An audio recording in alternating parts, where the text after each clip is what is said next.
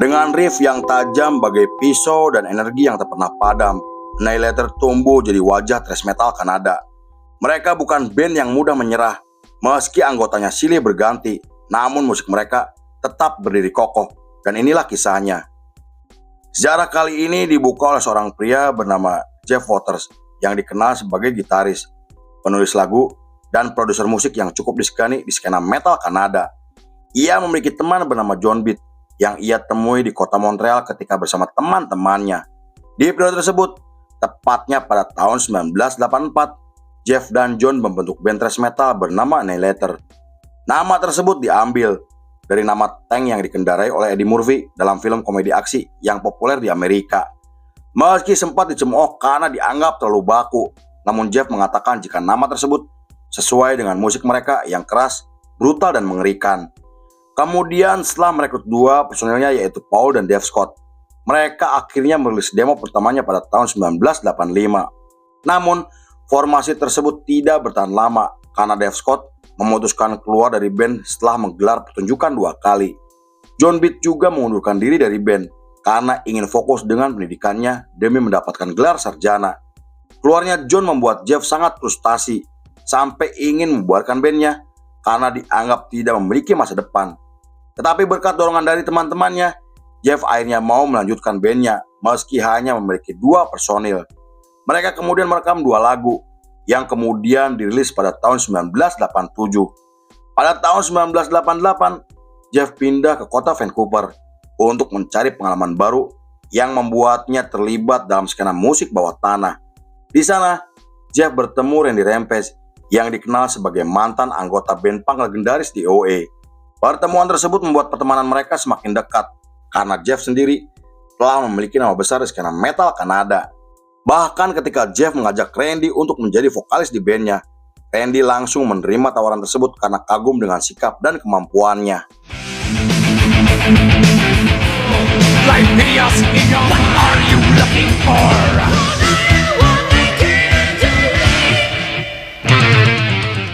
Di periode tersebut, Jeff mulai menulis lagu dengan lirik yang menceritakan tentang sisi gelap manusia seperti kondisi psikologis, kegilaan, trauma, obsesi, dan paranoia. Ia juga menggunakan pendekatan horor yang terinspirasi dari film horor klasik yang sadis dan mengerikan namun penuh metafora. Lirik tersebut kemudian muncul di album pertamanya yang dirilis pada tahun 1989. Meski mendapatkan banyak pujian kritis dan berhasil sukses secara komersial, tapi salah satu lagunya dikritik oleh banyak pihak karena dianggap terlalu vulgar dan mengerikan. Hal itu karena lagunya menceritakan tentang seorang anak perempuan yang menderita delusi sampai dianggap gila oleh keluarganya sendiri. Terlepas dari kontroversi terkait lagu tersebut, namun Jeff memilih bungkam dan menggelar tur Eropa untuk pertama kalinya dengan menampilkan 2 personil baru. Mereka kemudian menjadi band pembuka untuk Exodus yang membuat nama mereka mulai dikenal secara internasional. Hal itu membuat mereka mendapatkan kontrak dari label besar karena tertarik dengan lagu dan musiknya yang gelap juga mengerikan. Namun, setelah itu Randy Rampage memilih mengundurkan diri dari band karena ingin fokus dengan pekerjaannya. Posisinya sebagai vokalis digantikan oleh Coburn Parr atas rekomendasi dari teman-temannya. Pada tahun 1990, setelah sukses dengan album pertamanya, mereka kemudian merilis album keduanya yang membawa nama mereka semakin dikenal. Album tersebut menampilkan tema sosial, kenyataan pahit, dan hal sensitif seperti perang, politik kotor, keserakahan, dan kehancuran lingkungan. Salah satu lagunya yang sangat ikonik menceritakan tentang polusi, kerusakan lingkungan, dan kehancuran dunia. Para jurnalis sampai menggambarkan mereka sebagai band yang unik karena bisa menggabungkan cerita horor fantasi dengan kritik sosial yang nyata. Meski terdengar seram dan mengerikan, namun banyak lirik mereka merupakan sindiran keras terhadap pemerintahan.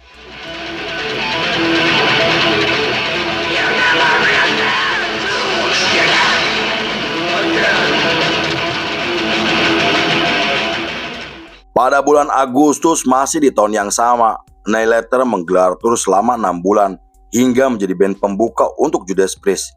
Kemudian ketika mereka menggelar tur Amerika bersama Pantera, Coburn Parr terlibat pertengkaran dengan Dimebag Darrell, gitaris Pantera, yang dipicu akibat pengaruh alkohol. Meski awalnya hanya adu mulut, namun berubah menjadi perkelahian fisik yang kemudian menimbulkan ketegangan antara kedua band. Untungnya Darrell yang lebih dewasa memaklumi tindakan Coburn yang saat itu dalam kondisi mabuk. Mereka berdua akhirnya berdamai dan melanjutkan tur yang sempat tertunda. Setelah menyelesaikan tur pada tahun 1991, mereka harus kehilangan Coburn Parr, sang vokalis, karena alasan yang tidak dijelaskan. Jeff akhirnya merekrut Aaron Randall dan langsung terlibat dalam proses perilisan album ketiganya. Tahun tersebut adalah periode terberat untuk Jeff dan bandnya yang saat itu sedang berkembang. Seperti yang kita ketahui, Jeff adalah orang yang memegang kendali atas bandnya hingga membuat beberapa anggotanya tidak bertahan lama. Konon hampir semua lagu yang direkam dibawakan oleh Jeff sendiri, seperti mengisi track gitar, bass, bahkan produksi. Hal itu membuat para penggemarnya menganggap bandnya sebagai proyek pribadi dibandingkan dengan grup band, dan beberapa jurnalis sampai menggambarkan sebagai band yang telah kehilangan identitas kolektifnya.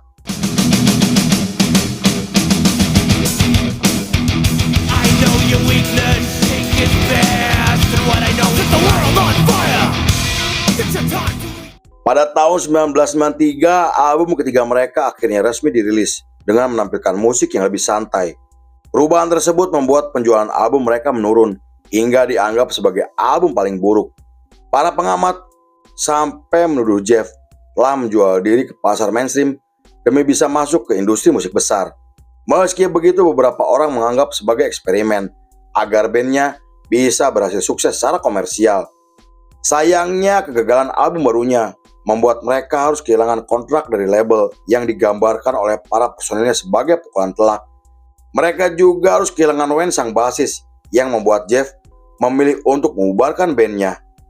Kehilangan kontrak dan direndahkan oleh promotor musik besar membuat Jeff berubah idealis. Saat itu ia memilih menolak dikendalikan dan bekerja sama dengan label karena ia ingin membuat karya sesuai keinginannya. Ia juga memilih menolak tren musik karena baginya musik adalah inti dari hidupnya, bukan karena uang atau ketenaran. Bahkan ia harus rela kehilangan pasar dan uang jutaan dolar demi tetap bermain musik thrash metal sesuai visinya. Menurutnya, keberhasilan bukan diukur dengan uang dan seberapa banyak album yang telah terjual, tapi mampu bertahan di musik yang kita cintai. Pada tahun 1994, Jeff bersama Randy Black merekam beberapa lagu dengan menampilkan musik thrash metal yang lebih kejam dan lebih brutal. Hal itu mendorong Jeff mereformasi bandnya demi bisa membuktikan kepada semua orang jika mereka bisa lebih sukses tanpa bantuan label besar. Jeff kemudian menjadi sosok anti-kapitalis dan menolak apapun yang berkaitan dengan industri besar. Kemudian, setelah merilis album terbarunya pada bulan Oktober masih di tahun yang sama, Jeff merekrut 2 personel tambahan untuk menyebarkan pengaruhnya dengan energi yang jauh lebih besar.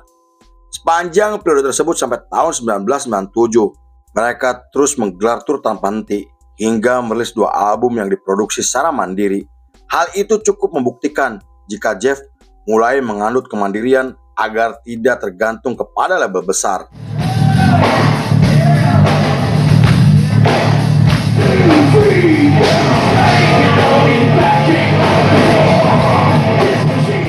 Pada tahun 1998, setelah menyaksikan penampilan Slayer untuk pertama kalinya, Jeff mengajak mantan personilnya termasuk Randy untuk menggelar pertunjukan reuni.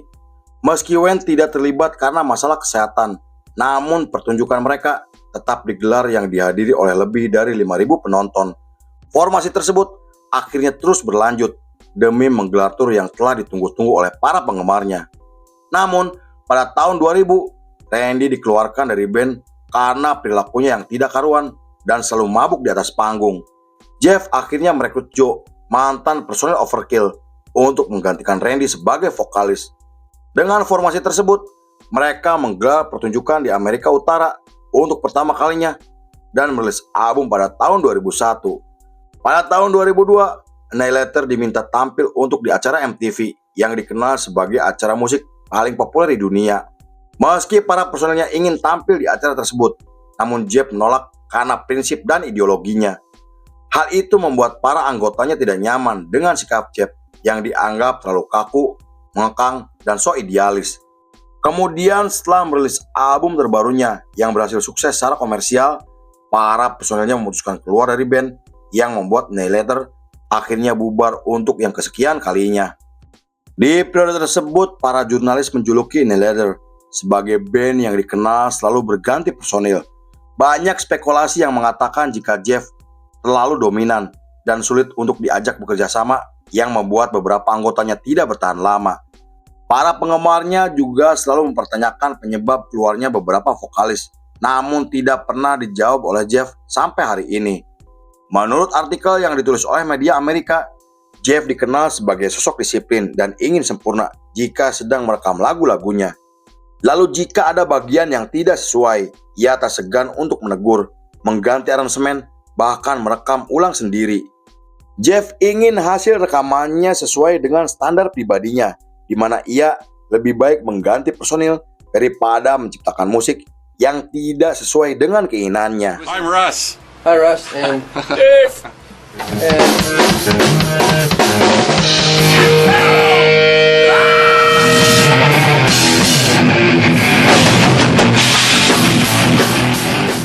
Pada tahun 2004, Jeff kembali membangkitkan bandnya dengan merekrut Dave Vanden sebagai vokalis dan Tony Seville drummer bayaran. Mereka kemudian bereksperimen dengan merilis album yang terdengar seperti metalcore dan nu metal. Para penggemarnya kemudian berkomentar jika Jeff telah kehilangan arah dan tidak konsisten dengan ucapannya. Namun sebagian orang menganggap jika Jeff telah berani bereksperimen, tidak mengulang dengan formula yang lama. Di periode tersebut, Jeff memang sedang mencoba mengubah gaya musiknya, mulai dari groove metal, melodic thrash, sampai modern metal. Bahkan dua album terbarunya yang dirilis pada tahun 2005 dan 2007 menampilkan musik yang lebih gelap dengan nuansa thrash metal yang lebih modern. Pada tahun 2010, ketika mereka menggelar pertunjukan di Inggris, bangunan di pinggir festival mengalami kebakaran karena konsleting listrik. Mereka dan 2.000 penonton akhirnya dievakuasi ke tempat yang lebih aman dengan kondisi yang sangat panik dan sangat ketakutan. Meski tidak ada korban jiwa, namun semua peralatan mereka seperti gitar, efek, dan set drum tertinggal di lokasi acara. 3 tahun kemudian, tepatnya pada tahun 2013, Annihilator merilis album yang ke-14-nya dengan menampilkan musik yang lebih modern. Mereka kemudian menggelar pertunjukan di Madrid, Spanyol dalam rangkaian tur Eropa. Namun ketika mereka sedang menuju penginapan, bus mereka ditabrak oleh pengendara mabuk sampai menghancurkan semua alat musik mereka. Tak hanya itu, Jeff dan tunangannya sampai terlempar 2 meter yang membuatnya mengalami cedera yang sangat serius. Akibat dari insiden tersebut, mereka akhirnya memutuskan pulang ke Kanada demi keselamatan para personilnya. Pada tahun 2014, Annihilator harus kembali kehilangan vokalisnya setelah dia memutuskan mengundurkan diri dari band karena alasan yang tidak dijelaskan. Jeff kemudian merubah formasi dengan merekrut Aaron Homa sebagai vokalis dan 2 personel tambahan yaitu Rich Gray dan Fabio Alessandrini. Dengan formasi tersebut, Jeff kembali bereksperimen dengan musik yang lebih ekstrim meski sempat ditentang oleh para penggemarnya.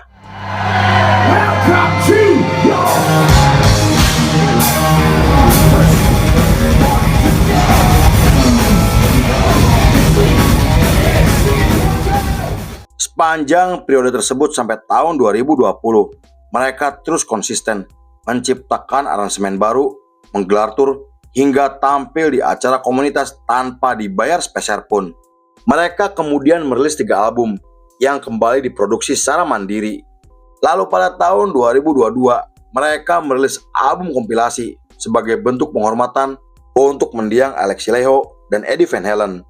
Terlepas dari citra mereka yang dikenal selalu berganti-ganti personil, tapi mereka telah diakui oleh banyak orang sebagai salah satu band thrash metal paling berpengaruh di dunia. Majalah Rolling Stone sampai memasukkan Jeff ke dalam daftar 100 gitaris metal terbaik sepanjang masa. Bahkan beberapa band besar seperti Slipknot, Megadeth, dan Lamb of God menyebut mereka sebagai pengaruh terbesarnya. Meski Jeff menjadi satu-satunya anggota pendiri yang masih tersisa, namun Annihilator masih aktif dan terus konsisten hingga hari ini. Lalu film pun selesai. Musik bukan tentang seberapa cepat kau bermain, Tapi seberapa jujur kau menyalurkan apa yang ada di kepalamu. Selama masih ada gitar di tanganku, Neil Letter akan tetap hidup. Jeff Waters.